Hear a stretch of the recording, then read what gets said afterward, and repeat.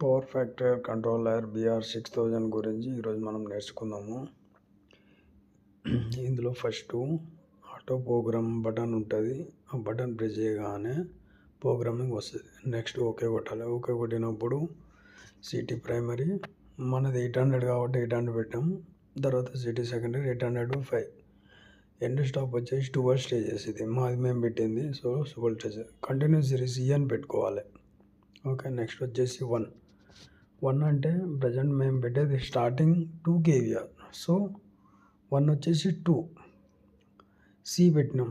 C వచ్చేసి 25 kVR. So 9 తర్వాత 10 రాదు. 9 తర్వాత ABC. సో ఏమవుతుంది, 12 స్టేజ్ అవుతుంది. 12 into 2 24. సో 1 kVR తక్కువనే పెట్టి 24 పెట్టుకోవాలి. సేమ్ అదేవిధంగా 2 పెట్టినాం. 2 అంటే 2 into 2 4. So 5 kVR. Next 5 kVR. Same అదేవిధంగా మళ్ళీ సిసి అవి వచ్చేసి 25 kVRలో మేము సెట్ చేసినాం. 5 అంటే 5 into 2 10 kVR. Okay. 7 into 2 15 kVR. Okay. 1 kVR తక్కువ పెట్టుకోవాలి కంట్రోలర్లో.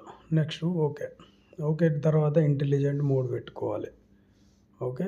ఇంటెలిజెంట్ మోడ్ పెట్టుకున్న తర్వాత పవర్ స్టేజ్ ఇది మనం సెట్ చేసుకుంటున్నాం 2 kVR. సో మనం 2 kVR అక్కడ అనుకుంటాం.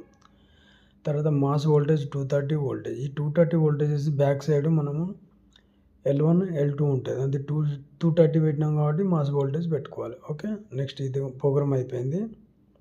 నెక్స్ట్ వచ్చేసి స్టేజ్ అనేది మార్చుకుంటాం కదా, ఆ స్టేజ్ మార్చేది ఇది.